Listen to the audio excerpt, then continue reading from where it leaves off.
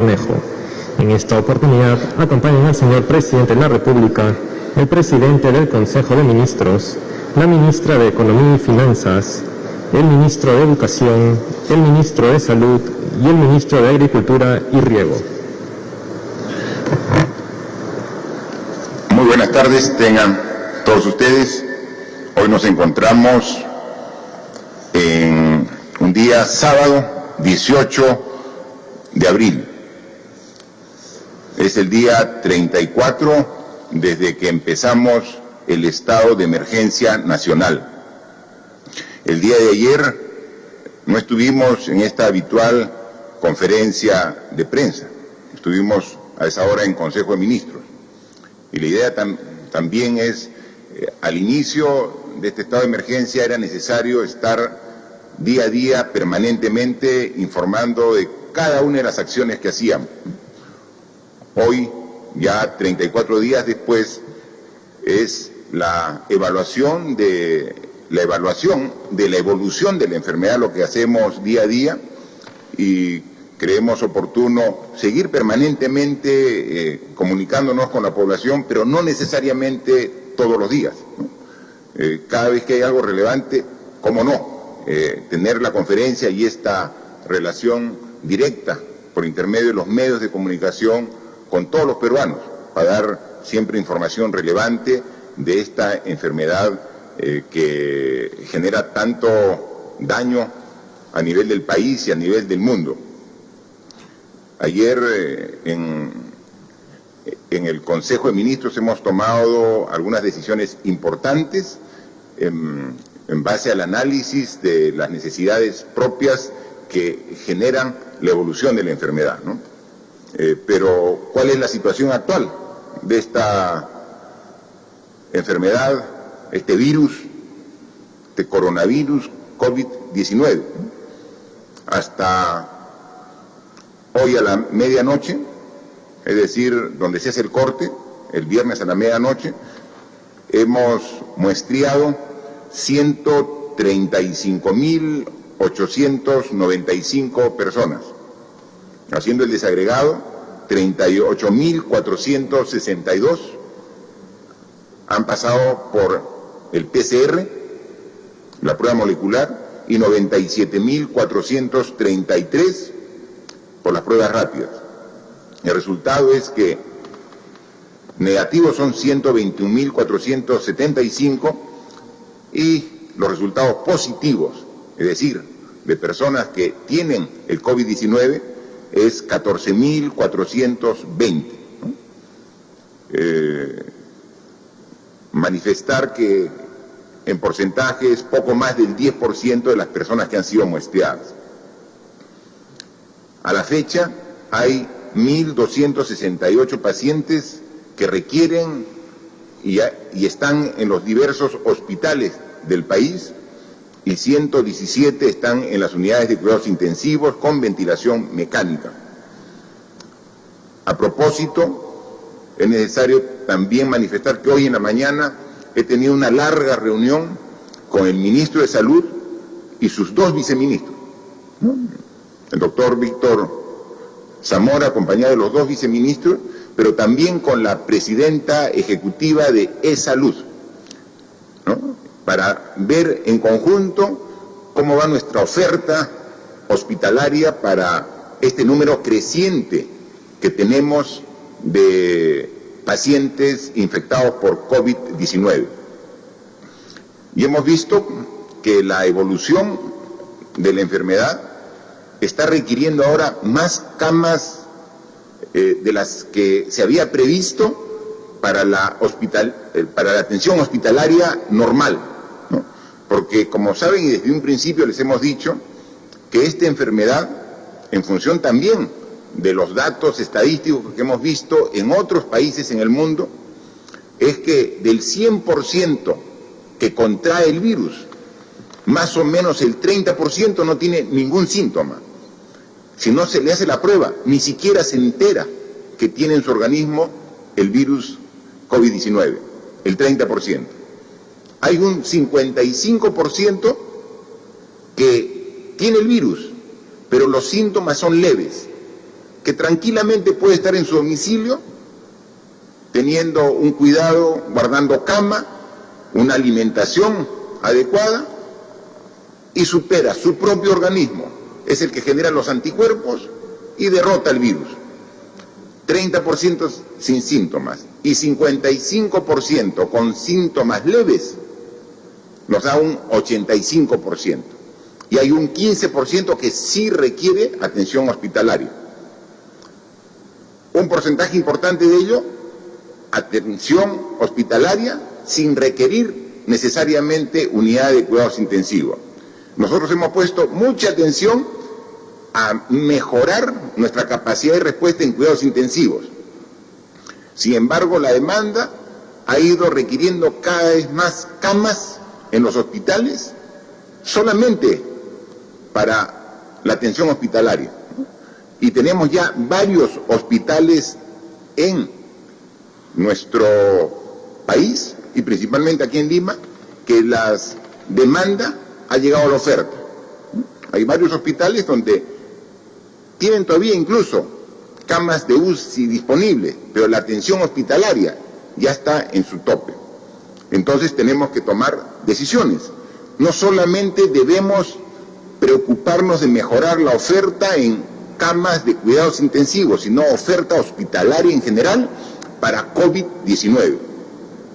Entonces, en el transcurso de la próxima semana, se van a habilitar en los hospitales del Ministerio de Salud, se van a habilitar 274 camas más hospitalarias. Pero también vamos a incrementar la cantidad de camas disponibles para hospitalización en las torres de la Villa Panamericana. Actualmente tenemos 900 camas en las torres de la Villa Panamericana y están ocupadas alrededor de 600. Tenemos todavía 300, pero no queremos llegar al límite para incrementar nuestra oferta. Entonces, ya se ha dispuesto para que se habiliten por lo menos 1000 camas más en las torres de Villa Panamericana, más 274 camas hospitalarias en los diversos hospitales que hay aquí en la ciudad de Lima. Esa misma actitud, ese mismo esfuerzo tiene que replicarse en las ciudades de las diferentes regiones del país para tener la preparación adecuada para cama hospitalaria y cama de cuidados intensivos. Entonces, la próxima semana tenemos que aumentar la oferta. ¿Y por qué? Porque, como lo dijo ya en varias entrevistas el ministro de Salud y también la jefa del Comando de Operaciones, la doctora Massetti, estamos justo estas 2 últimas semanas del mes de abril.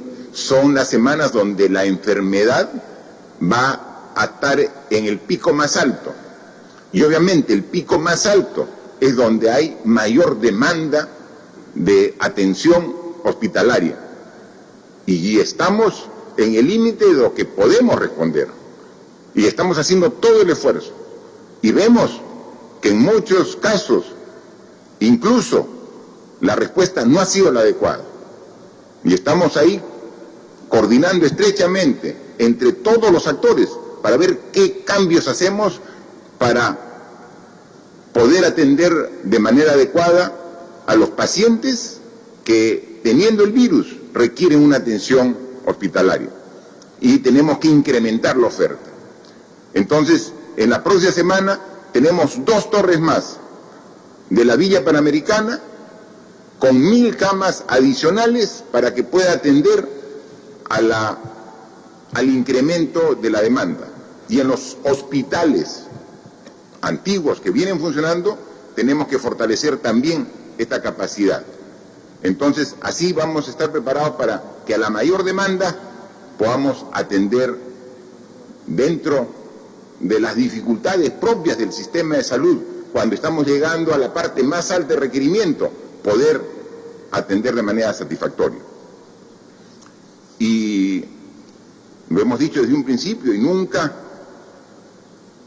hemos dado información que no se ajuste a la verdad. Nuestro sistema de salud es deficiente, no de ahora, de antes. Es un sistema deficiente que tenemos que cambiarlo y corregirlo. Pero si ya era deficiente con esta epidemia tan agresiva, de alto contagio, obviamente sale a la luz estas deficiencias con mayor claridad.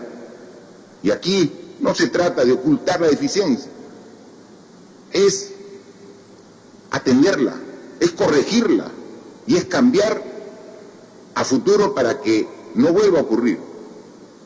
Y entonces ese es el esfuerzo que estamos pidiendo a todos los actores, con las limitaciones del caso.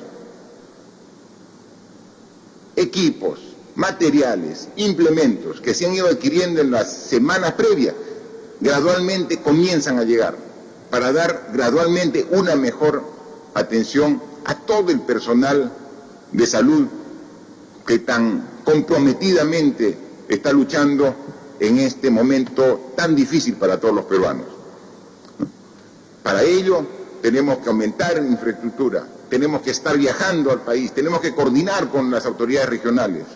El día de ayer el presidente del Consejo de Ministros, que me acompaña aquí al costado, ha tenido una comunicación con el Consejo Directivo de la Asamblea Nacional de Gobiernos Regionales, precisamente para coordinar todos estos detalles y muchos más que se vienen presentando. Sabíamos que esto iba a ser muy complejo y sabíamos que cada vez iba a ser más crítico en la medida que íbamos llegando al límite de la capacidad de respuesta. Estamos ahí, pero eso no genera otra cosa en nosotros que mayor esfuerzo, mayor compromiso. Y seguimos trabajando y seguimos luchando para poder combatir esta enfermedad a pesar de lo difícil que se convierte en estos momentos de ascenso en la curva que alguna vez les hemos explicado. Pero para ello siempre hemos dicho que requerimos el acompañamiento del cambio de hábitos de la población. Y vemos con mucha satisfacción que se están generando cambios positivos en la población y que poco a poco esos cambios de costumbres, cambios incluso culturales, son los que nos va a permitir estar mucho más preparados para este tipo de enfermedades que seguramente a futuro pueden repetirse. Entonces, las indicaciones y recomendaciones que se ha dado, no solamente es hasta cuando termine el estado de emergencia, tienen que continuar, o sea, tenemos que aprender. Yo quería pasar un par de fotos, unas cuantas fotos para que ustedes mismos se den cuenta los casos malos y los casos buenos. Y cuando hablamos casos malos y buenos, es del mismo país. O sea, no estamos hablando, mira qué bien hacemos aquí, o qué mal y qué en otros sitios. En el mismo país hay excelentes ejemplos de cómo debemos actuar. Por ejemplo, malas prácticas, que con justa razón la misma población las observa y las califica como inaceptables. Tenemos ahí, por ejemplo, mercados donde no hay necesariamente el distanciamiento social que requiere la población para evitar el contagio. Y si pasamos a un caso mucho más grave, mire, en ese tipo de conglomeración de gente, de personas, ¿se puede evitar el contagio? Ahí podemos ver que gran parte de la población que va a adquirir en este mercado sus productos tiene las mascarillas, que son de uso obligatorio cuando uno sale de su domicilio, de uso obligatorio. Pero a una distancia de 20 centímetros pueden ser útiles. Incluso vemos ahí algunas personas, ahí podemos ver algunas personas que seguramente se cansaron y están en pleno pasadizo, transitando, pero ya la mascarilla se la sacaron. Entonces, no solamente la cercanía, sino la protección. Quizás en algún tiempo un modelo de éxito de un comercio era la cantidad de gente que tenía. Si está lleno, si está aglomerado, es un comercio exitoso. Ahora se tiene que medir el éxito de diferente manera.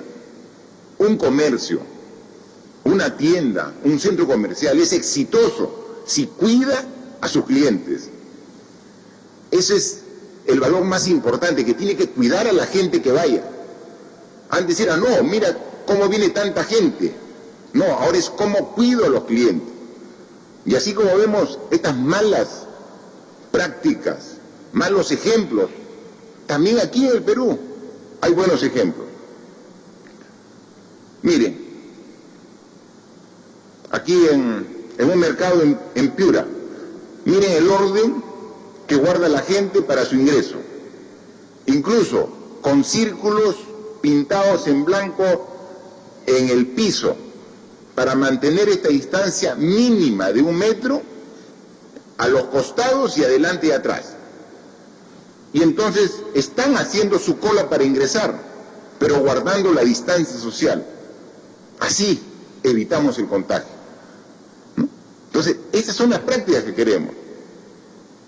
Hemos hablado de mercados itinerantes, le hemos dado presupuesto al Ministerio de Agricultura, coordinando con los municipios, estamos haciendo estos mercados itinerantes, donde vemos cómo, en este caso es aquí, en el municipio distrital de Bellavista, en Lima, vemos cómo va ingresando y ordenadamente en filas y con el distanciamiento social. Esta es la forma.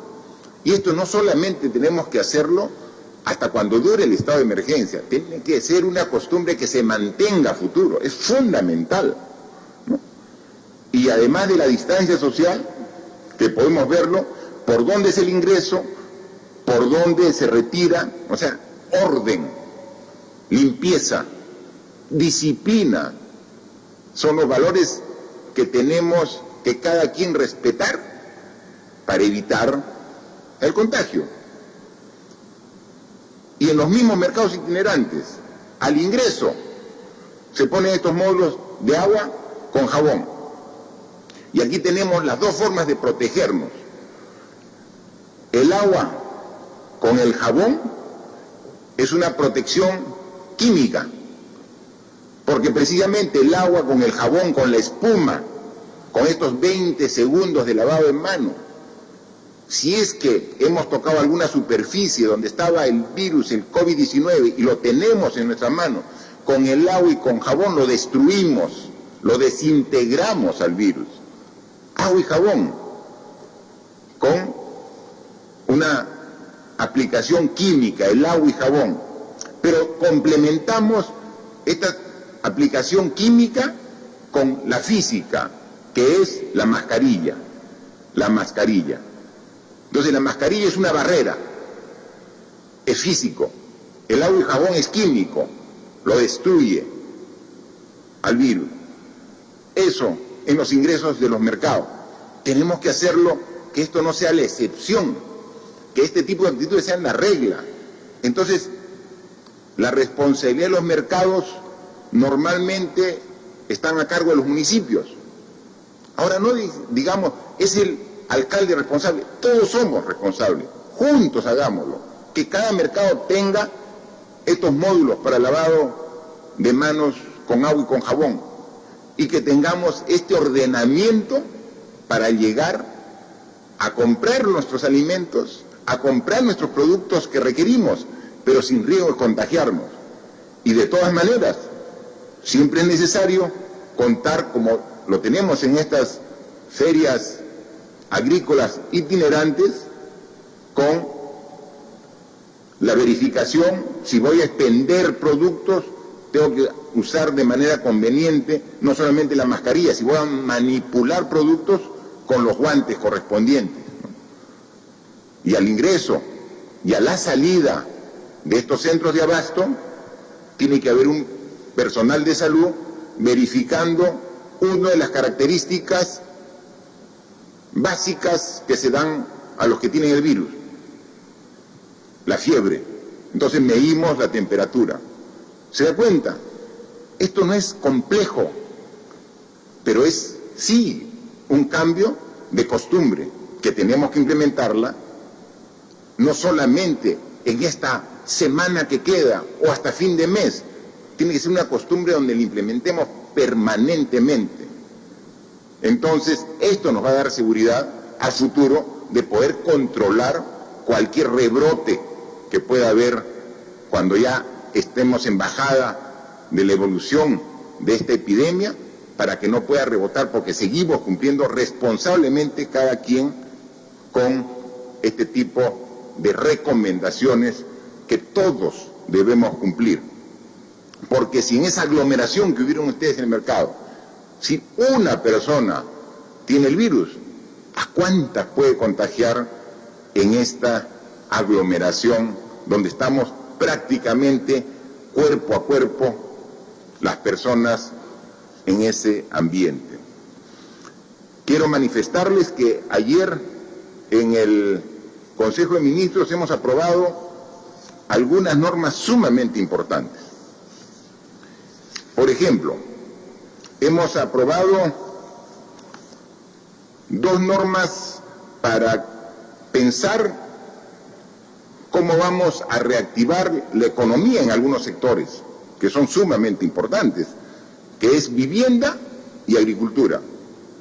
Se ha emitido el decreto legislativo 1464, porque el Ministerio de Vivienda tiene un programa de construcción de viviendas. El año pasado, el año 2019, sumando todas las modalidades que tenemos en el gobierno de construcción de viviendas nuevas, hemos llegado cerca de las 90.000 viviendas que hemos construido.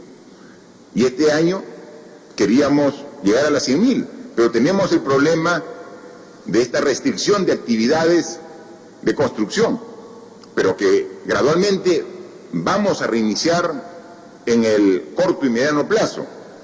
Pero vemos que una de las condiciones para dar el bono y hacer la construcción de viviendas como techo propio, es decir, las personas que no tengan otra vivienda, que tienen un lotecito y tienen una vivienda de madera, de esteras, y quiera postular a techo propio, tenía que garantizar que tiene un ahorro mínimo para poder acceder a que el gobierno, a través del Ministerio de Vivienda, pueda construirle su módulo de una construcción de concreto, con columnas, con vigas, con refuerzo estructural, antisísmica, pero tenía que tener un ahorro.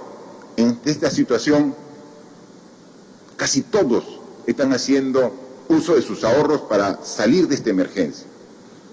En consecuencia, estamos a través de este decreto legislativo quitando el requisito de capacidad de ahorro de las empresas vulnerables para poder acceder a la construcción de una vivienda de techo propio. Entonces, inmediatamente se supera esta etapa, vamos a seguir con la construcción muy agresiva de viviendas para los sectores vulnerables, sin exigir el requisito de tener un ahorro en su cuenta para poder acceder a este beneficio. Eso es en cuanto al sector vivienda. Y en cuanto al sector agricultura, se le ha asignado los primeros 150 millones de soles al Ministerio de Agricultura para que a través de núcleos ejecutores comience a hacer un trabajo intenso de limpieza de canales, bocatomas, para estar listos para la próxima campaña. Con esto calcula que puede generar 2 millones de jornales el Ministerio de Agricultura, y que le hemos dicho, en la medida que muestre eficiencia y una mayor demanda, estos 150 millones pueden ser incrementados de manera significativa. Otro tema que ayer se aprobó y que lo comentábamos era de que a través del Ministerio de Desarrollo e Inclusión Social y del Ministerio de Trabajo, ya hemos nosotros aprobado y estamos ya por culminar el primer bono que dimos primero a 2.700.000 hogares en situación de pobreza y pobreza extrema, y a trabajadores independientes 800.000. Es decir, 3,5 millones de hogares están por culminar este aporte, este beneficio económico de 380 soles, que inmediatamente terminemos en esta semana, empezamos con el segundo aporte de 380, porque el beneficio va a ser de 760 soles. Pero lo que se había visto que en su mayor porcentaje este bono favorecía a hogares que están dentro del radio urbano, que están en las grandes ciudades, que necesitan, pero que están en las ciudades. Y entonces, obviamente, había una necesidad de atender a la población rural. Y ayer, en Consejo de Ministros, hemos aprobado un decreto de urgencia donde se autoriza la entrega de este bono a 1.098.000 hogares rurales. Es el bono rural de 1.098.000 beneficiarios, familias que se van a ver beneficiadas, atendidas con esta transferencia. Pero ya no lo vamos a hacer en dos entregas de 380 y 380, sino en una sola entrega de los 760 soles para todas estas familias del ámbito rural que lo requieran. Gran parte de estas familias corresponden al sector agrícola, ¿no? El ministro de Agricultura tiene el padrón de agricultores que requieren y necesitan este apoyo, y ha visto que al hacer el cruce, gran parte de este bono rural cubre las necesidades más del 90% del padrón de requerimiento de este sector tan importante como es el sector agrícola, que genera el 25% de la población económicamente activa del país. Es decir, de cada 4 trabajadores que hay en todo el Perú, 1 trabaja en agricultura. Y para esto, para ellos y para el bono rural en general, estamos destinando un presupuesto de, lo vemos por acá, de 836 millones de soles. Ya está dispuesto en este decreto de urgencia para que a través del Ministerio de Desarrollo e Inclusión Social llegue a las zonas más alejadas, porque a diferencia del bono urbano, que se paga en las ciudades, este bono rural está en los sitios más alejados. Y este es un reto adicional, pero tenemos que asumirlo para llegar a este 1.098.000 hogares con estos 760 soles por cada uno de ellos. Y otro documento, otra norma importante que se aprobó ayer es un decreto legislativo. Dentro de esta potestad que nos ha dado el Congreso de la República para emitir decretos legislativos, hemos dado uno en materia de educación rural, principalmente, consistente en un esfuerzo del gobierno para cerrar la brecha educativa entre la ciudad y el campo, entre lo urbano y lo rural. Más aún en esta etapa en que nos encontramos de esta epidemia, que nos obliga a evitar las concentraciones de personas, y que, como lo hemos dicho, estas concentraciones de personas se dan en los colegios. Los alumnos entran en número de 30, 40 alumnos en un aula donde no se puede mantener esta distancia de 1 metro entre alumno y alumno. En consecuencia, por recomendación del Ministerio de Salud, tenemos que todavía prorrogar sin una fecha clara y definida el inicio de las actividades educativas presenciales, es decir, en las aulas. Todavía no hay fecha. Primero se planteó que debería ser la primera semana de mayo, pero no, es muy pronto. Y los niños, los jóvenes, son ciudadanos que merecen el máximo del cuidado de la sociedad y del Estado peruano. Entonces tenemos que a esos niños, a esa juventud estudiosa, no poner en riesgo para que se contagien en las aulas todavía, por un tiempo que no podemos ahorita definir, pero que no puede ser en un corto plazo. Pero como ya hemos iniciado la educación a distancia llega a través de Internet, a través de la televisión y a través de la radio. Pero lo que tenemos absolutamente claridad, que a través de Internet el contenido es más amplio. Y entonces quien tiene acceso a Internet va a tener acceso a mayor contenido que el que está alejado y que puede acceder a educación por los medios de comunicación, pero que está en desventaja. Y nosotros, como gobierno, tenemos que corregir esas brechas, esas desventajas. Entonces, lo que plantea este decreto legislativo son las disposiciones necesarias para reducir la brecha digital y facilitar el acceso a los servicios educativos no presenciales o remotos motivados por la emergencia sanitaria COVID-19 a la zona rural y a la zona urbana de alumnos en situación de pobreza. ¿Qué dispone, en resumidas cuentas, este decreto legislativo? Autoriza al Ministerio de Educación a adquirir, a comprar 719,000 tablets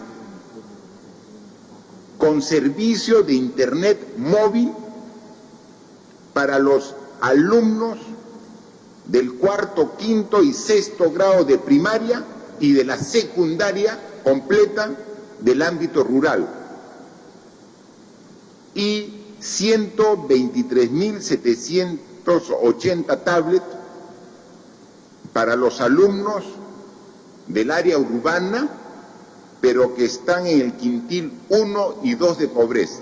Es que lo que realmente necesitan. Son más de 840,000 tablets que estamos adquiriendo con Internet incluido, para que en el sitio más alejado del ámbito rural puedan tener acceso los alumnos a los mismos contenidos que acceden los alumnos de las ciudades. Como hemos dicho desde un principio, esta enfermedad nos trae mucho perjuicio, muchos daños, nos trae muerte en muchas personas, pero también hay que ver una oportunidad de un cambio. Y entonces, ante el reto de esta educación a distancia, también nos da la oportunidad de cerrar brechas entre la educación rural y la educación urbana. Con estas 840,000 tablets con Internet para los estudiantes, comenzamos a cerrar esa brecha. Incluso para las zonas alejadas, donde no hay el servicio de energía eléctrica, incluye la tablet con cargador solar. Estamos pensando de que esa tablet tiene que ser usada, y entonces vamos a tener esta oportunidad. Y una tablet, una computadora pequeñita, la tablet, que llega a un estudiante en el sector rural, alejado, no solamente llega al alumno, llega a toda la familia, y a través de esa tablet te conectas con el mundo. Va a tener un uso básicamente de carácter educativo, pero nada limita que la misma familia pueda darle otro uso para el acceso al amplio conocimiento que te permite la informática, la Internet. En consecuencia, con una inversión de alrededor de 600 millones de soles, estamos haciendo un gran esfuerzo de cerrar esa brecha entre lo urbano y lo rural. Y obviamente también incluye algunas partidas para atender a los profesores. Los profesores también requieren tener el mismo nivel de respaldo informático para poder hacer la enseñanza correspondiente. Son 97.756 tablets para los docentes, con su debido servicio de Internet móvil, como también los cargadores solares en las zonas donde no hay energía eléctrica. En consecuencia, las decisiones que tomamos ayer en ámbito del bono económico para el sector rural, el bono rural, más de 1.098.000 personas, familias que se van a ver beneficiadas, y aquí los niños, niñas, estudiantes que van a tener esta posibilidad, son los esfuerzos que tenemos que hacer para poder enfrentar esta situación tan complicada. Yo quisiera dejar a los medios de comunicación, si tienen, como todos los días que salimos en conferencia, las preguntas correspondientes, para aquí acompañado con el Premier, la ministra de Economía, el ministro de Educación, el ministro de Agricultura y el ministro de Salud, poder absorber cualquier interrogante. Por favor. Muchas gracias. Muchas gracias, señor presidente. Iniciamos las preguntas virtuales de los medios de comunicación con IDL Radio. Al presidente Martín Vizcarra. Así como ha anunciado una reforma integral al sistema de pensiones y parar los abusos de las AFPs y le ha pedido al Congreso que lo hagan juntos después de esta crisis, ¿se compromete de la misma forma a hacer la reforma integral del sistema de salud pública? Teniendo en cuenta que hoy las encuestas dan cuenta de que su gobierno tiene un alto nivel de aprobación, ¿servirá eso para iniciar esa reforma, al igual que la reforma política y judicial? Mire, como la interrogante sobre el sector salud, a ver el comentario del ministro de Salud, el cual yo lo complemento. Por favor.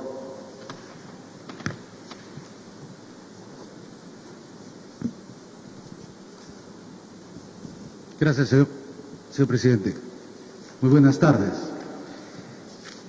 Efectivamente, el país tiene un sistema de salud fragmentado y segmentado. ¿Qué quiere decir eso? Que no todos los sistemas de salud público no solamente están divididos en el Ministerio de Salud, Salud, Sanidad de las Fuerzas Armadas, Sanidad de las Fuerzas Policiales, sino que su fuente de financiamiento son distintas. El sistema de salud peruano también es un sistema que recibe poco financiamiento. Recibimos aproximadamente 5.1% del Producto Bruto Interno, de la cual más de la mitad es público. No es uno de los sistemas que recibe más financiamiento en América Latina. Una de las formas que internacionalmente se busca para mejorar la eficiencia de los sistemas de salud es que estos fragmentos se puedan juntar, se puedan integrar, ganando así eficiencias, optimizando el uso de los recursos. Adicionalmente, como lo hemos visto en esta epidemia, se necesita invertir más para poder tener más recursos humanos, mejor pagados, con buenos niveles de seguridad y además renovar nuestras instalaciones, nuestros equipos, nuestros procedimientos. Tenemos que caminar hacia adelante, luego de esta epidemia, construyendo un sistema, como parte de las reformas, un sistema único de salud pública. Así ganaremos en eficiencia, en impacto, y eso sumará al bienestar de nuestra población, incluso reduciendo las brechas que existen entre aquellos que vivimos en las ciudades con aquellos que vivimos en las zonas rurales. Gracias, ministro. Efectivamente, lo hemos dicho de que esta epidemia, convertida ya en pandemia porque afecta a más de 200 países en el mundo, nos está dando y dejando grandes enseñanzas. Y nos ha puesto claramente en la cruda realidad que no hemos puesto el énfasis necesario como país en sectores que eran tan importantes como es el sector salud. Y esas falencias nos salen día a día a flote. Y entonces una de ellas es una salud por islas, una salud donde el mismo ciudadano que tiene su DNI, si va a un hospital, dice, por favor, quiero atenderme. No, usted vaya a la Seguridad Social. No, usted vaya al policlínico de la policía. No, usted vaya al hospital del MINSA. Oye, cuando uno con su DNI debe ir a cualquier hospital del Estado y tienen que atenderlo. Entonces tiene que haber una visión integral de la salud pública.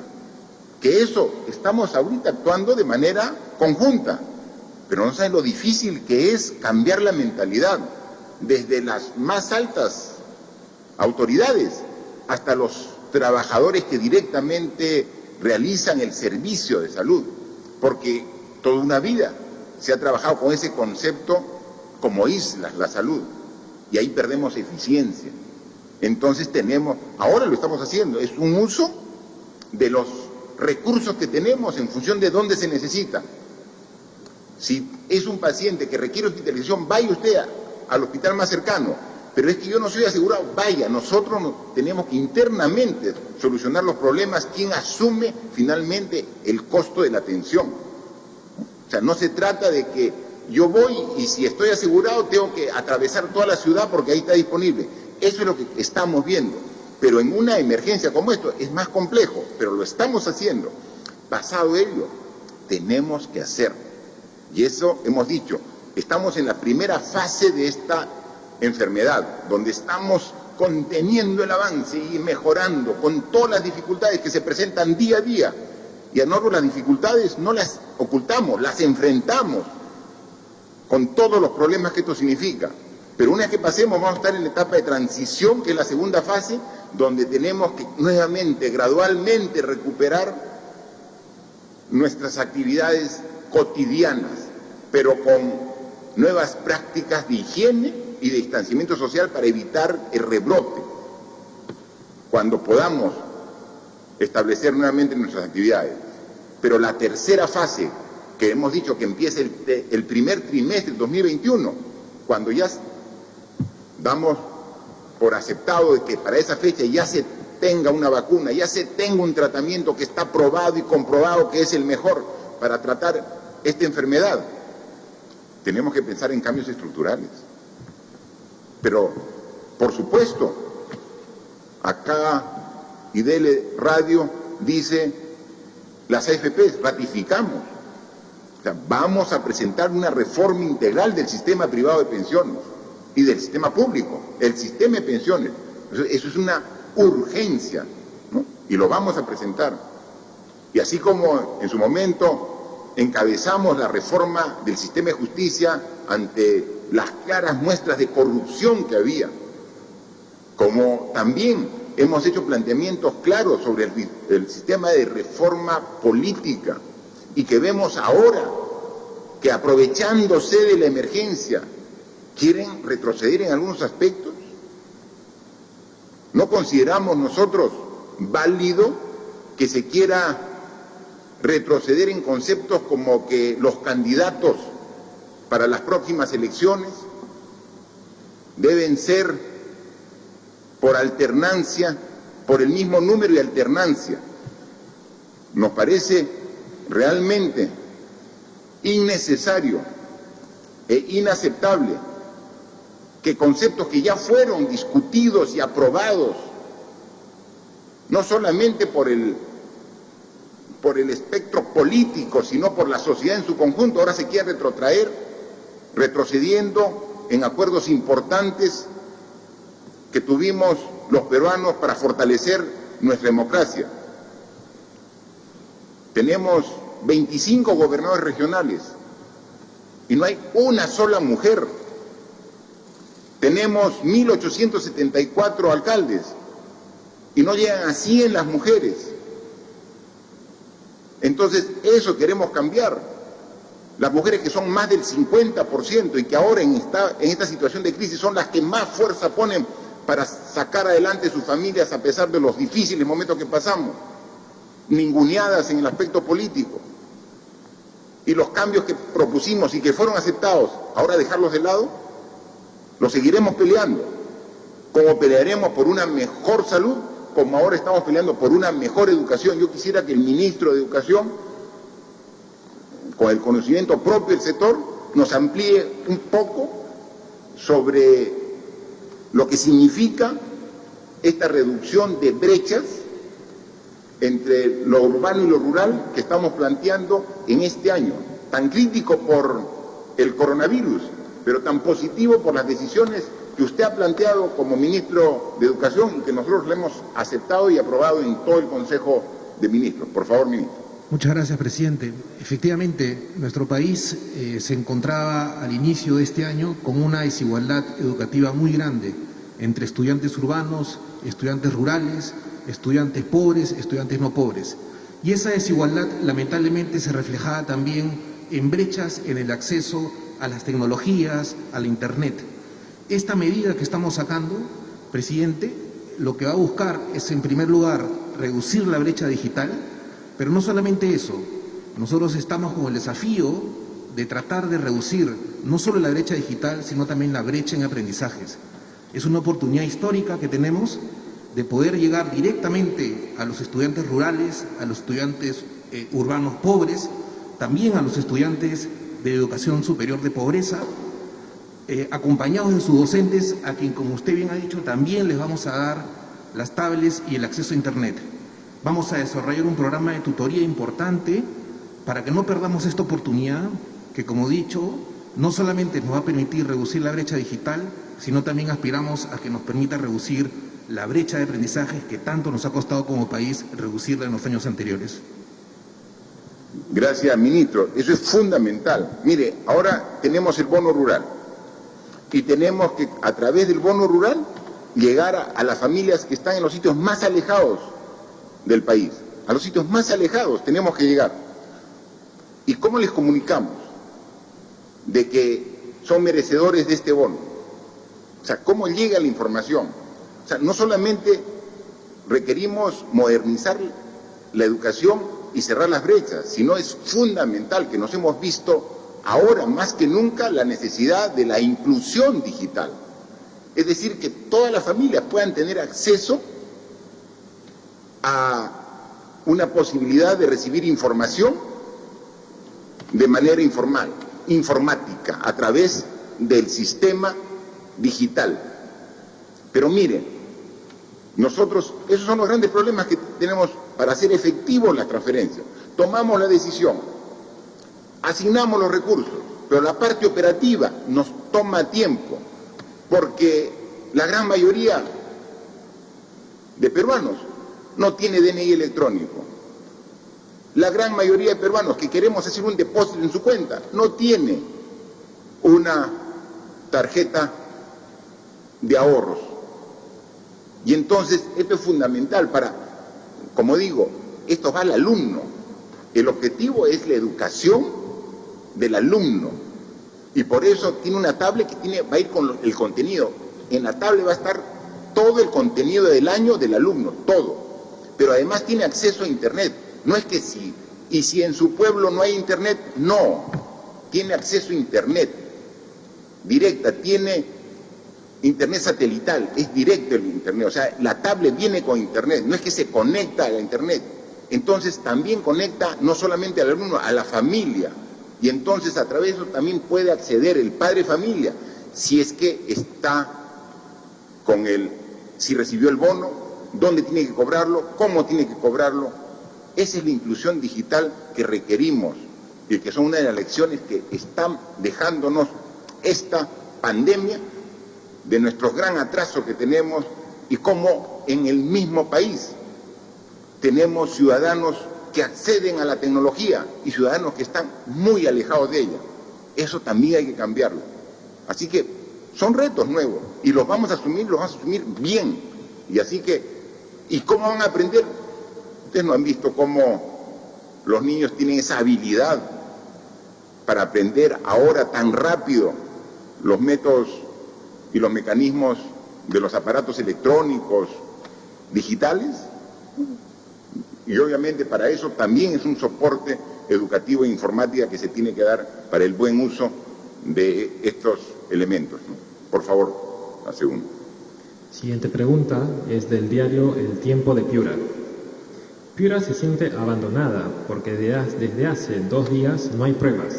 Exige la instalación de un comando COVID-19 nacional ante la ineficiencia de las autoridades regionales. ¿Cuándo se instala?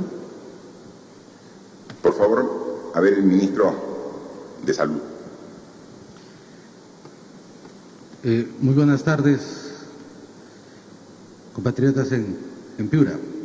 Esta es una oportunidad para informarle al país que hasta el momento se han instalado 17 comandos COVID en igual número de regiones. Uno de los primeros comandos COVID instalados en el país fue justamente el de Piura, a través de la Resolución Gerencial Regional 133 del 8 de abril, que incorpora, además de la Dirección Regional de Salud, la participación de las Fuerzas Armadas, de la Policía Nacional, de E-Salud y de las clínicas privadas. El día de hoy, el ministro de Vivienda, Rodolfo Yáñez, se encuentra en Piura para hacer seguimiento al plan COVID regional, además de hacer entrega de una importante dotación de equipos de protección personal para los trabajadores y las trabajadoras de salud en esa maravillosa región. Gracias, ministro. Por favor, la siguiente pregunta. Pregunta del diario Gestión. ¿Se mantiene la fecha que indicó que el 27 de abril se levantan las restricciones a algunas actividades? ¿En estas se adelantaría el delivery? ¿Qué protocolos seguirían? ¿Cuándo se inician los créditos de Reactiva Perú? ¿Y por qué no separar una parte solo para las microempresas? Por favor, ministra de Economía, si responde esa pregunta.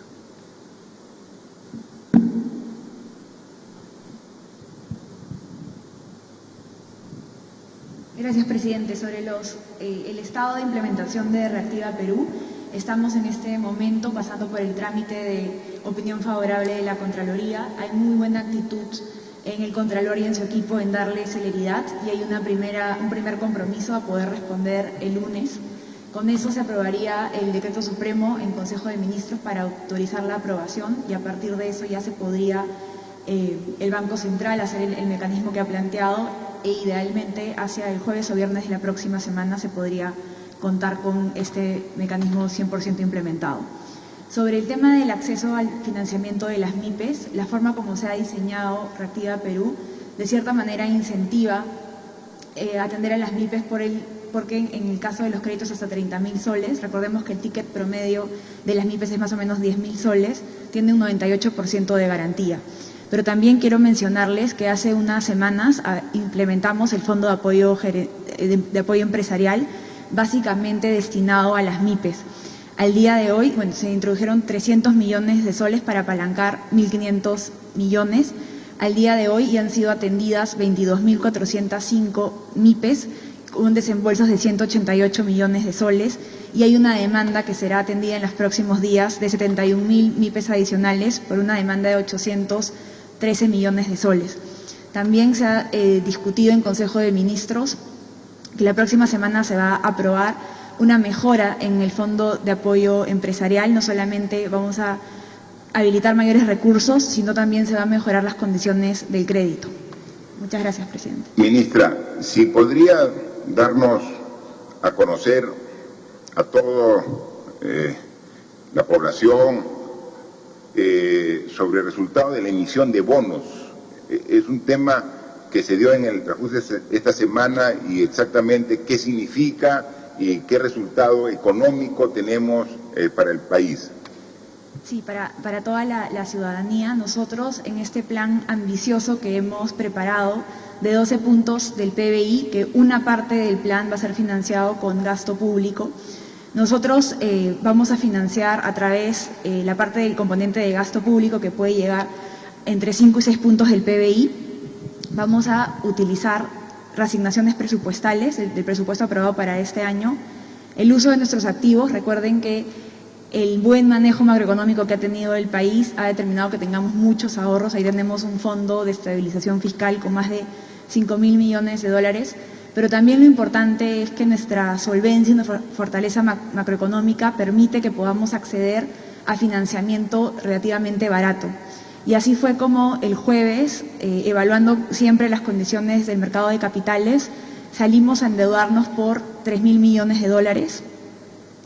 Dos récords importantes que hemos batido es que se nos ha ofrecido casi 7 u 8 veces lo que hemos pedido, ¿no? Yo puse como ejemplo, es como si saliéramos a pedir que nos presten 100 soles y somos tan creíbles y tan confiables que nos ofrecen 800 soles ante el pedido de 100 soles.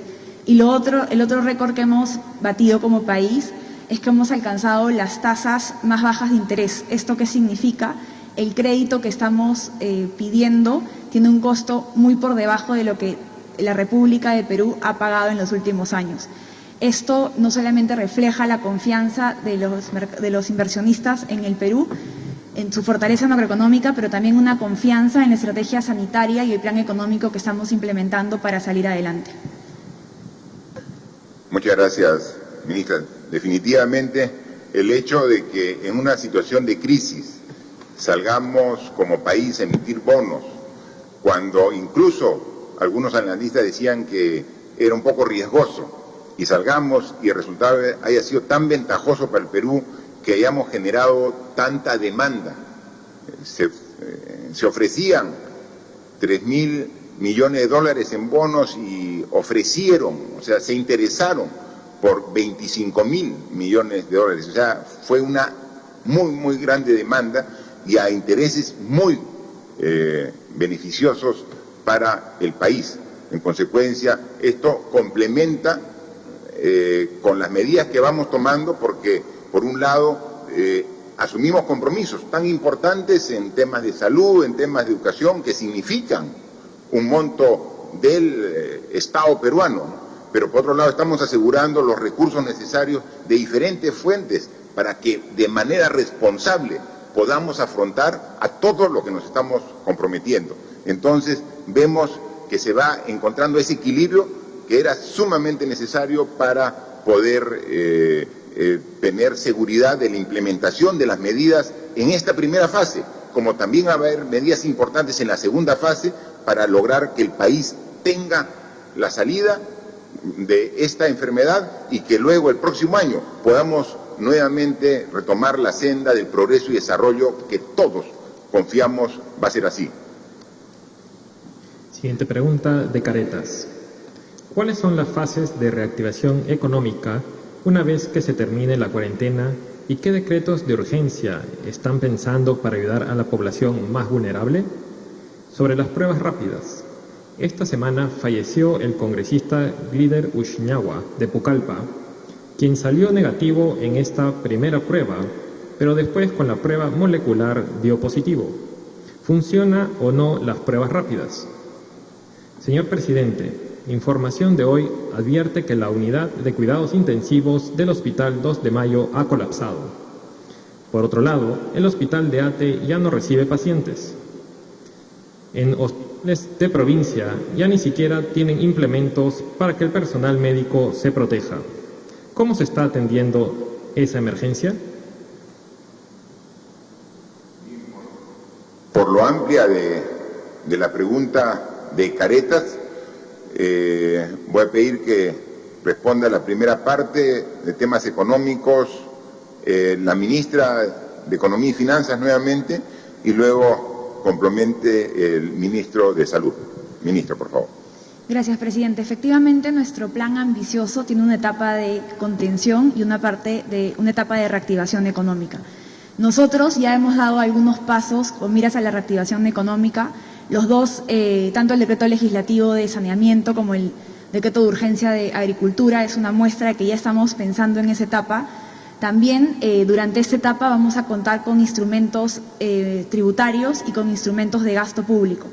Sobre temas tributarios, por ejemplo, el día de ayer se aprobó también en Consejo de Ministros la ampliación del régimen especial de recuperación anticipada del IGB hasta el 31 de diciembre del 2023. Este tipo de medidas que van a ser aprobadas en el marco de las facultades buscan incentivar la actividad empresarial y también generar liquidez a las empresas. Otro componente del plan de reactivación, estamos planificando un plan de gasto público importante en temas de compras públicas, en temas de programas de mantenimiento. De hecho, ya se ha aprobado estos núcleos ejecutores para agricultura y también una propuesta muy ambiciosa para mejorar, darle mucha celeridad a la inversión pública. Estas son medidas, algunas transversales, pero también estamos preparando un paquete específico para los sectores que se están viendo más afectados, como el sector turismo. El objetivo de la etapa de la reactivación económica es regresar al crecimiento potencial que necesitamos para dar el salto al desarrollo. Gracias, ministra. Por favor, ministro de Salud, en la parte que le corresponde la pregunta. Permítame, en primer lugar, hacerle llegar las condolencias a la familia del excongresista que lamentablemente falleció en nuestro servicio de salud. Inmediatamente conocido el hecho, di las indicaciones para que el jefe de su salud, que es la Superintendencia de Servicios de Salud, acuda a Ucayali junto con un equipo de profesionales para investigar las condiciones en las que se dio el tratamiento, tanto antes, durante como después.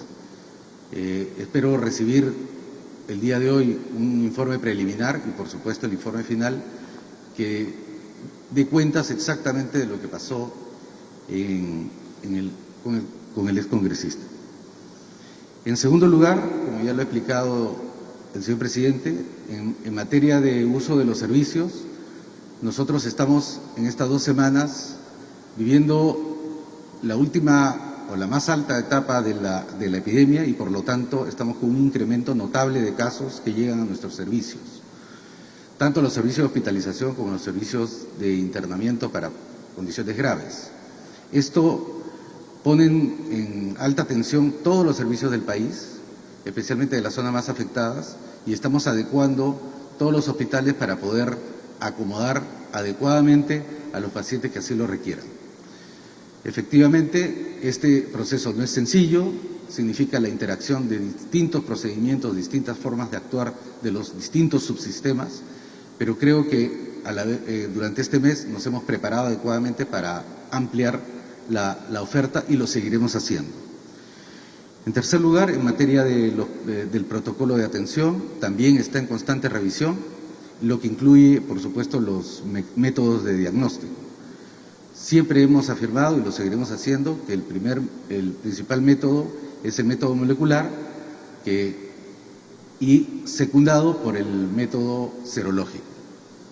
Ambos métodos tienen sus pros y sus contras, sin embargo, los tratamos de poner a disposición de toda la población cuando así lo requieran y cuando así lo podamos disponer en nuestro arsenal. Gracias. Efectivamente, ministro, como usted bien lo manifiesta, estamos haciendo todo el esfuerzo para atender a las personas que en todo el país se contagian del virus, del COVID-19 y que requieren hospitalización.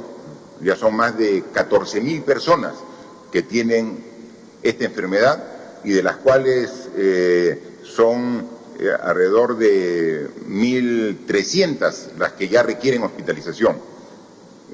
Tenemos un sistema de salud que sabemos que tiene una serie de eficiencias y que prácticamente en un mes 1.300 personas vayan a requerir hospitalización, obviamente genera este tipo de problemas que lo reconocemos y que seguramente estas deficiencias generan un malestar, un rechazo, no solamente en las personas directamente perjudicadas por estas deficiencias, sino en la colectividad en general. Y no es que nosotros desconozcamos ello, muy por el contrario.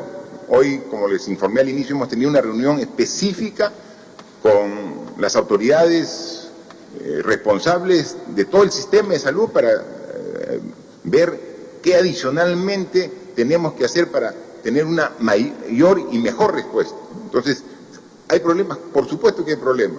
Cuando de un momento a otro tenemos más de 1.300 pacientes nuevos, todos que requieren hospitalización, algunos no necesariamente, pero que requieren un control clínico, telefónico, hasta su domicilio, y muchos de ellos hemos tenido hasta cerca de 200 o más requiriendo las unidades de cuidados intensivos. Todo eso en un mes. O sea, es una demanda que apareció de frente en un mes y que coge a un sistema de salud con una serie de deficiencias.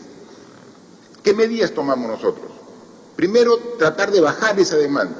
Si no hubiéramos tomado las medidas que todos los peruanos de manera solidaria estamos asumiendo y respetando de este estado de emergencia, no serían 1.400 pacientes hospitalizados, sino serían más de 10.000, y no serían un requerimiento de 200 UCIs, ahorita tendríamos más de 800 demandas de UCI. O sea, las medidas que hemos tomado han hecho que baje eso a menos del 25%, ¿no? Eso por un lado, y ese es el esfuerzo de todos. O sea, son las medidas que damos como gobierno, pero es el esfuerzo de todos de que baje estos requerimientos al contener el contagio de la enfermedad a alrededor del 25-30%. Pero adicionalmente, a poner a disposición del sistema nuevas unidades de camas en los servicios de salud. Hace 2 meses hubiéramos pensado que las torres de la Villa Panamericana iba a ser un hospital. No, pues tomamos la decisión, dijimos ahí, y hay 900 camas, y en una semana van a haber 1.000 más, y vamos a llegar a las 3.000 camas. O sea, esas son las respuestas. Los propios hospitales estamos mejorando su distribución para tener más unidades de cuidados intensivos. O sea, a pesar de las deficiencias que reconocemos del sistema, estamos haciendo el esfuerzo para responder. En algunos casos, ocurren casos como del ex congresista Ushnagua, al que lamentamos profundamente, el de él y de muchos pacientes que por no tener la capacidad en ese momento, y también en unos temas de falta de una adecuada coordinación del sistema de salud, no permiten la atención oportuna como queremos de todos los pacientes que requieren atención hospitalaria. Ese malestar que genera este tipo de casos también lo compartimos. A nosotros también nos molesta cuando vemos esos casos. Y en este caso es porque era una persona obviamente conocida porque ha sido excongresista. Pero también nos molesta cuando no podemos atender en el momento y en la oportunidad de vida a personas que no necesariamente son conocidas, pero que generan el mismo dolor en su familia, en sus seres queridos. O sea, el esfuerzo por eso es día a día. Por eso día a día vemos qué más podemos hacer. Y no escatimamos esfuerzo. Y ahora estamos transfiriendo más presupuesto para que se habiliten más torres de los Panamericanos, para que las personas que se contagien tengan dónde ir, tengan una cama que los pueda atender en un hospital, tengan el servicio de enfermeras, de médicos, todo el personal. O sea, es un esfuerzo grande. O sea, no nos quedamos de brazos cruzados, a pesar que esos casos como el que se han visto generan la molestia, el rechazo de nosotros también. Tenemos que seguir trabajando para corregirlo, y ese es el reto. Aquí tenemos decisiones que nos dan en algunos aspectos tranquilidad, pero tenemos resultados que también a nosotros nos generan incomodidad. Lo que hay que hacer ahí es renovar el compromiso, sacar más esfuerzo, más trabajo para corregir esa situación, y lo vamos a hacer. Y estamos en la etapa difícil de la enfermedad, porque han crecido los casos como estaba previsto y están llegando al límite donde podemos responder. ¿Y qué estamos haciendo? Aumente ese límite. Pero es difícil, sí es difícil, pero no imposible, lo podemos hacer. Y esto estamos incrementando la capacidad de respuesta mientras que sube la capacidad de la demanda, y ahí tratando, y vamos a seguir eso hasta el final. De eso se trata. Nunca pensamos nosotros al inicio de que esto iba a ser una enfermedad simple, no, sabíamos lo complejo.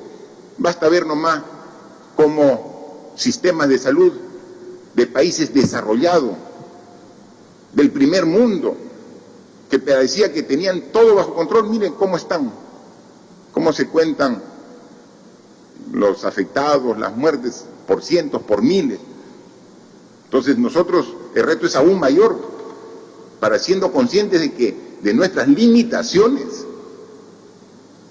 esforzarnos el doble, el triple, para poder responder a los requerimientos, ¿no? Así que seguimos trabajando y seguimos ratificando, y nuevamente a las personas que lamentablemente han fallecido producto del virus, el COVID-19, nuestro pesar para las familias, y esas muertes también nos llaman a redoblar nuestros esfuerzos para, como Estado, hacer lo posible para mejorar la respuesta y tratar que futuro sean las menos posibles. Por favor. La última pregunta es de la Asociación de Prensa Extranjera en el Perú. Presidente Vizcarra, en torno a la suspensión perfecta y al plan de financiamiento para las empresas, ¿puede o no una empresa grande o pequeña que se está acogiendo al plan de incentivos tributarios, subsidio a las planillas y hasta las líneas de crédito de Reactiva Perú acceder a la suspensión perfecta de trabajadores? En cuanto al tratamiento de fallecidos por coronavirus en Perú, ¿cuántos crematorios están funcionando en este momento en Lima y en todo el país para estos casos? Y de los 300 fallecidos que se reportó hasta ayer viernes, ¿cuántos ya han sido cremados y cuánto están en espera? Bien, de igual manera, la Asociación de Prensa Extranjera formula su pregunta, que lleva a una respuesta primero de la ministra de Economía y Finanzas y luego del ministro de Salud. Por favor. Gracias, presidente. Los programas que estamos implementando lo que buscan es mantener la cadena de pagos y, lo más importante, evitar que se pierda la capacidad productiva del país, para de esta manera preservar empleos. Es muy importante que la reactivación económica se pueda hacer con una capacidad preservada, con los empleos preservados. Pero también somos conscientes que la realidad de las empresas es heterogénea, es distinta, y también sabemos que esta medida que ha sido aprobada de suspensión perfecta tiene que ser la última instancia, y dada esta diversidad que hay en la situación de las empresas, nosotros no solamente vamos a evaluar todos los días la implementación de nuestras medidas para que sean efectivas, pero esta medida en particular va a ser evaluada caso por caso cuando el Ministerio de Trabajo evalúe que cada empresa pudo hacer los máximos esfuerzos. Muchas gracias. Muchas gracias, ministro. Por favor, ministro. La epidemia que enfrentamos inevitablemente producirá el fallecimiento de algunos de nuestros compatriotas. Es nuestro objetivo como sector salud que cada una de estas personas sea tratada con dignidad y respeto hasta el final de sus días y después de ella, al igual que sus deudos. Uno de los mecanismos que hemos aprobado mediante una resolución es utilizar la cremación, basado en las mejores prácticas que hasta ese momento se sabían de los países que habían adelantado en enfrentar esta epidemia. Con el tiempo, el protocolo ha ido teniendo varias modificaciones, y una de ellas va a ser, entre hoy y mañana, la incorporación de una recomendación de la Organización Mundial de la Salud, que la cremación no sea la opción número 1, sino sea una opción entre dos, la cremación o la inhumación. Hasta este momento, lo que nosotros tenemos en el país nos alivia bastante esta recomendación de la Organización Mundial de la Salud, ya que en el país solamente contamos con 14 crematorios. En Lima tenemos 6. Del total de fallecidos, podemos decir que por lo menos por el Seguro Integral de Salud, la cremación ha sido financiada en su totalidad para 115 de ellos y otro tanto ha sido financiado por eSalud. En este momento no existen pacientes, bueno, hasta el día de ayer, que estuvieran esperando su cremación. Lo que sí es, con la nueva norma, va a facilitar el que los fallecidos puedan ser inhumados en los cementerios locales o en los lugares que los alcaldes y las beneficencias decidan. Un punto adicional es el respeto. Hago un llamado a la población para tratar estos casos con mucho respeto, porque efectivamente hay mucho miedo de que estas personas que han fallecido sigan contaminando después del fallecimiento. La ciencia determina que este contagio a través de los fallecidos solamente se extiende eventualmente hasta 5 horas posterior a la muerte. Por lo tanto, no son contaminantes cuando ya son puestos en sus nichos.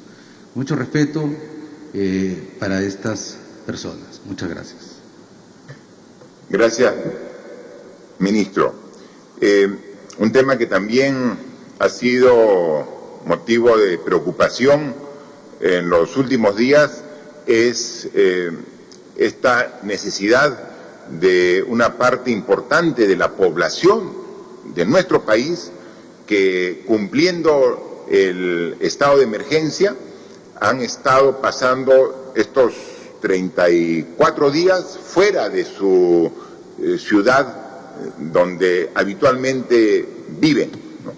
Y entonces, ya pasado este tiempo, tienen necesidades de retornar a su ciudad de origen, donde ellos, estos ciudadanos, viven, trabajan o se educan. El estado de emergencia fue declarado un día domingo para ser aplicado a partir del día lunes, y encontró a una serie de peruanas que estaban fuera de su ciudad, y entonces, pasados estos días, tienen necesidad, tienen este requerimiento de retornar a su ciudad. Eso tenemos que hacerlo, pero tenemos que hacerlo respetando los controles sanitarios, por el bien de ellos y por el bien de todas las ciudades donde se van a trasladar. Para ello hay coordinaciones que se están haciendo y directamente están bajo responsabilidad del presidente del Consejo de Ministros, a quien yo le digo que nos pueda explicar cómo va en el avance y cuál es la gradualidad de este proceso, para que, como en todo lo que estamos planteando en este estado de emergencia, se entienda y haya colaboración de todos los que participan. Por favor, Premier. Gracias, presidente. Es legítimo el derecho de los ciudadanos de poder volver a sus regiones, pero también es legítimo defender la salud de todos los peruanos. Estos traslados internos tienen que hacerse de manera ordenada, coordinada y planificada. Y a efecto de ello, hemos venido coordinando especialmente esta última semana con la Junta Directiva de la Asamblea Nacional de los Gobiernos Regionales y también con los presidentes de las macroregiones. Debemos compartir 3 premisas básicas. Primero, debe facilitarse el tránsito de las personas de alta vulnerabilidad, o sea, priorizar el traslado a adultos mayores, niños, mujeres embarazadas, aquellos que vinieron ocasionalmente a un control médico. Lo segundo, no podemos enervar algo que nos ha costado mucho esfuerzo. Seguiremos siendo exigentes con las condiciones de salud. Quien tenga que retornar a su región tiene que pasar por un necesario triaje. Cuando retorne e ingrese ya a su región, nuevamente, y a pesar de estos controles de salud, tiene que entrar en una cuarentena de 14 días. Y este proceso tiene que ser coordinado necesariamente con los gobernadores regionales. ¿Por qué? Porque si va a haber un control de ingreso y va a haber una cuarentena, quien tiene que facilitar los espacios, los lugares donde debe disponerse de esta cuarentena son los gobernadores regionales. Se ha hecho por redes sociales algunas convocatorias y se ha visto masivas inscripciones, 1.000, 2.000, 3.000 personas. Por eso insistimos, tiene que ser de manera ordenada y planificada. Todo este esfuerzo que ha significado estas prolongadas semanas de aislamiento y de cuarentena, no permitamos que se vengan hacia abajo. Al contrario, dentro del esquema propuesto por el Ejecutivo, estamos inmersos en la última semana de esta prórroga de 15 días de lo que es el aislamiento. Redoblemos nuestro esfuerzo y nuestro compromiso. Tenemos que coordinar con las autoridades regionales. Tiene que haber orden, tiene que haber planificación. Y este traslado se está haciendo de manera grupal y ponderada. Viajes de 200 personas en 200 personas. Y más aún, en los buses de traslado no va al 100%, solo la mitad, nuevamente por cuestiones de salubridad. En estos últimos días ya ha habido viajes a San Martín, viajes a La Libertad, viajes a Piura, el día de hoy debe haber viajes a Arequipa de manera gradual. Los viajes que salgan entre hoy y mañana no significa que sean los únicos, pueden seguirse ampliando, pero tiene que ser de manera prudente, responsable. Y aquí hacemos una invocación a los ciudadanos. Todos tenemos una cuota de responsabilidad. Como gobierno hacemos los mejores esfuerzos. Nuestros médicos, nuestros policías, nuestros militares, nuestros bomberos, todos suman un esfuerzo corporativo. Estamos respondiendo como país. Pero aquí también tiene que inmiscuirse en esta capacidad de respuesta, de responsabilidad y de compromiso todos los ciudadanos. Tenemos que actuar y responder a estas circunstancias de manera ordenada, coordinada. Obviamente, quizás el ímpetu de las circunstancias pudiera estarnos determinando algunas acciones de presencias masivas. Sin embargo, no perdamos la cordura. Son semanas o días bastante críticos y tenemos que responder como país. Tenemos que agradecer y felicitar a quienes han venido brindando su mejor esfuerzo. Pero este esfuerzo no se agotó, aún continúa. Y hacemos esta reiterada invocación para que estos traslados se hagan de manera coordinada, siempre apelando a su autoridad inmediata, que es el gobierno regional, quien está en permanente articulación con el gobierno nacional. Y más aún, no estamos dejando solo a los gobiernos regionales. Hemos dispuesto que las autoridades de INDECEN, cuya jefatura la tiene el general Jorge Chávez, estén dando un permanente soporte a las autoridades regionales. Muchas gracias, Premier. Un poco resumiendo lo que hemos informado el día de hoy, resaltar que se ha aprobado el decreto de urgencia, donde vamos a transferir 760 soles a cada una de 1.098.000 familias identificadas dentro del sector rural del padrón que tiene el Ministerio de Desarrollo e Inclusión Social, que siempre en el ámbito rural tenemos que manifestar que con este esfuerzo de cerrar la brecha en esta educación a distancia que no podemos iniciar, y hay que ser absolutamente claro, esta segunda etapa de la enfermedad, lo más seguro, y eso lo venimos conversando con el ministro de Salud, con los que son especialistas en la materia, no podemos concentrar población, y los estudiantes son población que se concentra en las aulas de estudio. Entonces tenemos que pensar en un mediano plazo futuro para que puedan reiniciarse las clases.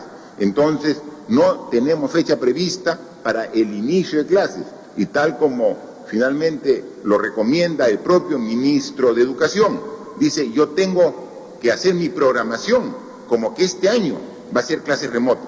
Si en el proceso se ven que están dadas las condiciones para iniciar, se iniciará, pero yo tengo que hacer una programación para que el año 2020 sean las clases a distancia.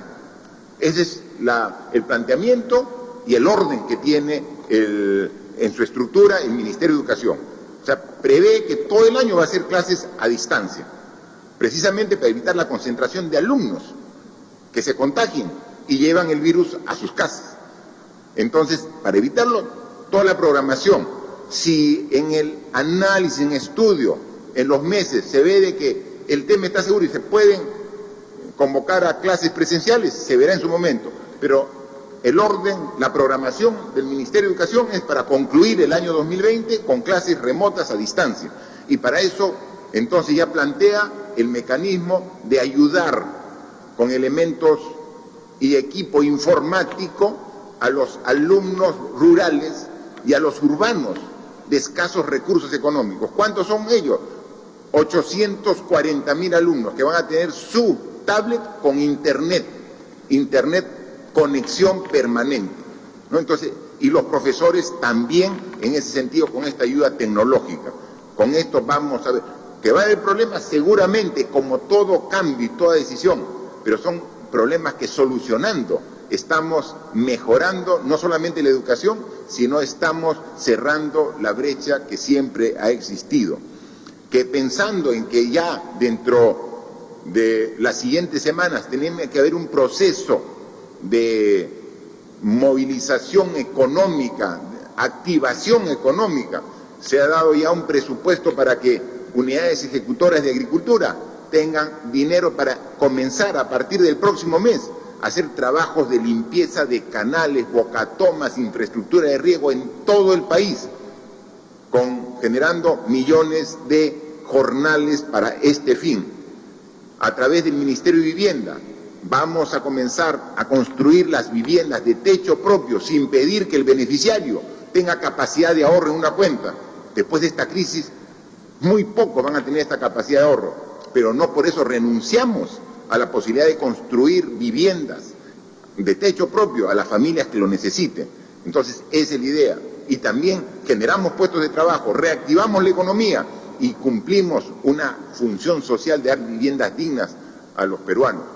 También, otra noticia que tenemos reciente en esta semana es que ya la autoridad de la reconstrucción con cambios ya calificó y quedaron 2 países en este proceso que ha hecho de selección para las obras grandes de la reconstrucción que todavía están pendientes a través de gobierno a gobierno.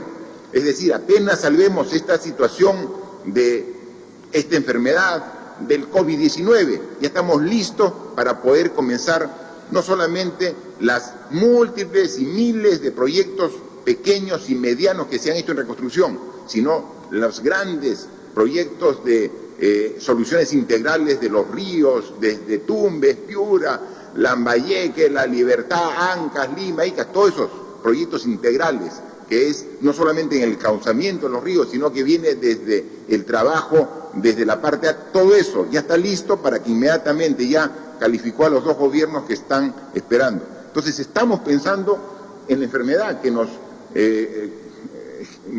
llama el 90% de nuestra atención, trabajando mañana, tarde, noche, madrugada para ver los problemas que se presentan. Pero tenemos que un poco de nuestro tiempo también estar pensando ya en el mediano plazo para ver cómo nos preparamos para la educación, para la salud, para la reactivación económica. Todo estamos viendo y sin perder de vista de que se quiera aprovechar para que avances importantes de acuerdos y consensos políticos como la paridad y alternancia quieran dejarse de lado. Entonces todo eso tenemos que ver y tenemos que ver, por ejemplo, coordinar con los alcaldes, porque ya le transferimos el presupuesto para este apoyo en canastas de víveres para primera necesidad de las familias que más necesitan. Recién yo le pregunto a la ministra de Economía y solamente hay un avance del 37%, es decir, todavía el 63% de los 220 millones que transferimos a los municipios no se han ejecutado. La gente después de un mes, obviamente los vulnerables tienen esa necesidad y tienen más necesidad que hace un mes. Entonces, alcaldes, ayúdennos. Todos somos parte de este gobierno, de este Estado que queremos apoyar en esta situación de crisis. Apuremos los procesos, lleguemos con esos víveres a las familias más vulnerables que están en su distrito. Ayúdennos. 37% de ejecución es poco, necesitamos que sea el 100% y si se requiere más se verá en su momento para dar un nuevo monto, pero usen el presupuesto que le hemos dado con el esfuerzo de todos, mejorando las prácticas como hemos visto en estas fotos, donde hay ejemplos que sí demuestran un esfuerzo de cambio de costumbres, de actitud para evitar el contagio, con las medidas que estamos dando, a pesar de los duros momentos que estamos viviendo actualmente por el crecimiento y la demanda cada vez mayor de todo este esfuerzo hospitalario, yo estoy seguro que vamos a seguir adelante. Fuerza, con optimismo, con realismo, pero con la convicción de que tenemos que seguir trabajando todos unidos para enfrentar esta enfermedad tan fuerte que afecta a todo el mundo. Muchas gracias. De esta manera entonces concluye este pronunciamiento por parte del presidente de la República, Martín Vizcarra, desde Palacio de Gobierno. Continuemos con la programación habitual de TV Perú. Remitidas el día de hoy. Buenas tardes.